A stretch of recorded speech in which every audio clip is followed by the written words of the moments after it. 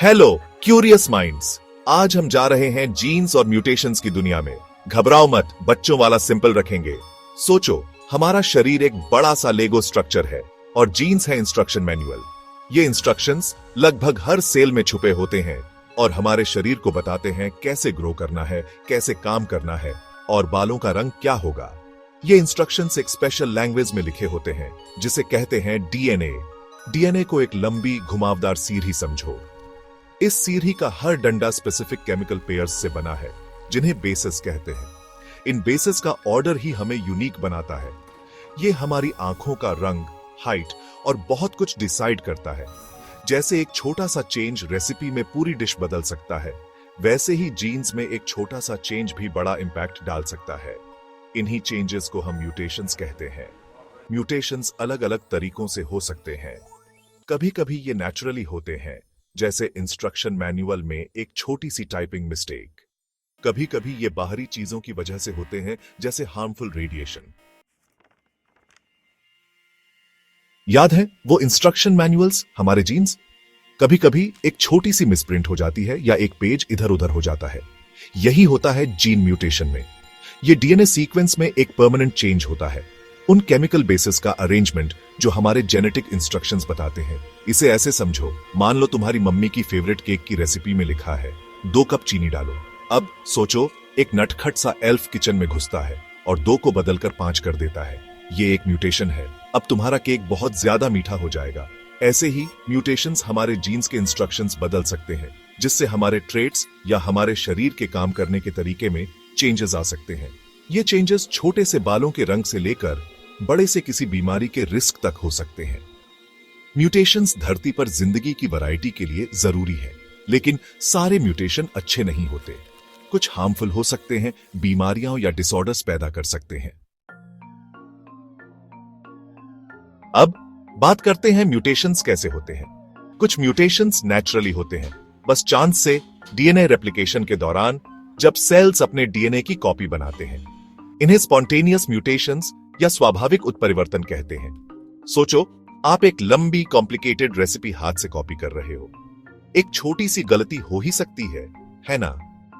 यही spontaneous mutation जैसा है, एक रैंडम एरर जो कॉपी करते हुए हो जाता है। दूसरी तरफ कुछ म्यूटेशंस बाहरी चीजों की वजह से होते हैं, जिन्हें म्यूटाजेंस कहते हैं। ये म्यूटाजेंस जैसे सूरज से हार्मफुल रेडिएशन, यूवी रेज, कुछ केमिकल्स या कुछ वायरस भी हो सकते हैं।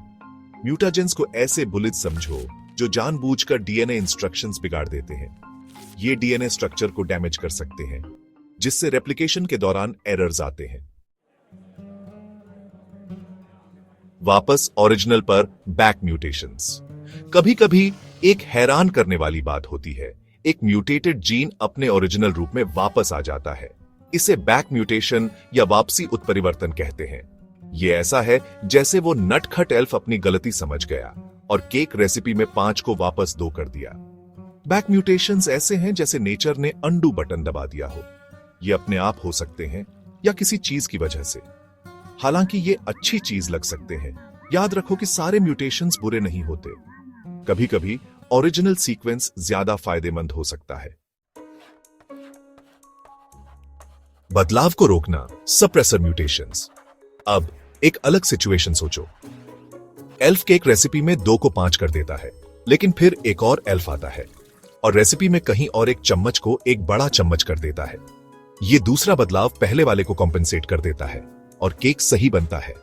ऐसा ही होता है सप्रेसर म्यूटेशन या निरोधी उत्परिवर्तन में। ये एक दूसरा म्यूटेशन होता है जो डीएनए में किसी और जगह होता है, लेकिन पहले वाले म्यूटेशन के इफेक्ट्स को काउंटरएक्ट करता है। ये ऐसा है जैसे 2 गलतियां मिलकर एक सही बना दे, कम से कम जीन के काम करने के मामले में। सप्रेसर म्यूटेशंस एक जीन का काम वापस ला सकते हैं, भले ही ओरिजिनल म्यूटेशन अभी भी मौजूद हो। ये हमारे जेनेटिक कोड के कॉम्प्लेक्स और इंटरकनेक्टेड होने को दिखाते हैं। हमारे आसपास के खतरे, यूवी लाइट और केमिकल म्यूटेजेंस। आइए उन बुलेट्स के बारे में बात करते हैं जो म्यूटेशंस का कारण बन सकते हैं। यूवी लाइट और केमिकल म्यूटेजेंस। सूरज से यूवी रेडिएशन, खासकर यूवीबी रेज, हमारे डीएनए के लिए हानिकारक हो सकते हैं। धूप को छोटी, इनविजिबल गोलियों की धार समझो। जब ये गोलियां हमारी त्वचा की कोशिकाओं से टकराती हैं, तो ये कभी-कभी अंदर के डीएनए को नुकसान पहुंचा सकती है। यह नुकसान जेनेटिक इंस्ट्रक्शंस को बिगाड़ सकता है, जिससे म्यूटेशंस हो सकते हैं। इसलिए सनस्क्रीन लगाना और अपनी त्वचा को धूप से बचाना बहुत जरूरी है। केमिकल म्यूटाजेंस कई जगहों पर पाए जाते हैं, जैसे सिगरेट के धुएं, औद्योगिक कचरे और यहां तक कि कुछ प्रोसेस्ड फूड में भी। ये केमिकल्स हमारे डीएनए के साथ इंटरैक्ट कर सकते हैं, जिससे इसकी संरचना में बदलाव आते हैं और म्यूटेशंस हो सकते हैं। इन केमिकल म्यूटाजेंस को छोटे ग्रेमलिन्स समझो, जो हमारी कोशिकाओं में घुस जाते हैं और डीएनए इंस्ट्रक्शंस के साथ खिलवाड़ करते हैं। इन संभावित खतरों के बारे में पता होना और इनके संपर्क में आने को सीमित करना जरूरी है। दोधारी तलवार म्यूटेशंस। म्यूटेशंस थोड़े दोधारी तलवार जैसे हो सकते हैं। एक तरफ ये एवोल्यूशन के पीछे की ड्राइविंग फोर्स है, जो प्रजातियों को बदलते माहौल में अडेप्ट करने और फलने फूलने में मदद करते हैं। म्यूटेशंस के बिना धरती पर जीवन में वो अद्भुत विविधता नहीं होती जो आज हम देखते हैं। फूलों के अलग अलग रंगों से लेकर बैक्टीरिया में एंटीबायोटिक रेजिस्टेंस के विकास तक हर चीज के लिए म्यूटेशंस जिम्मेदार हैं। जीवन के विकसित होने और अनुकूलित होने के लिए ये जरूरी है। हालांकि म्यूटेशंस हानिकारक भी हो सकते हैं, जिससे कैंसर, जेनेटिक डिसऑर्डर और दूसरी स्वास्थ्य समस्याएं जैसी बीमारियां हो सकती हैं। यह सब फायदेमंद और हानिकारक म्यूटेशंस के बीच संतुलन के बारे में है। म्यूटेशंस कैसे काम करते हैं, उनके क्या कारण हैं और उनके संभावित परिणाम क्या है, यह समझना दवा और जेनेटिक्स में तरक्की के लिए बहुत जरूरी है। म्यूटेशंस का अध्ययन करके वैज्ञानिक बीमारियों के नए इलाज विकसित कर सकते हैं, दवा प्रतिरोध के विकास को समझ सकते हैं और यहां तक कि नई जीन थेरेपी भी डिजाइन कर सकते हैं। इसीलिए अगली बार जब आप म्यूटेशंस के बारे में सुने, तो याद रखें कि वे हमेशा बुरे नहीं होते हैं।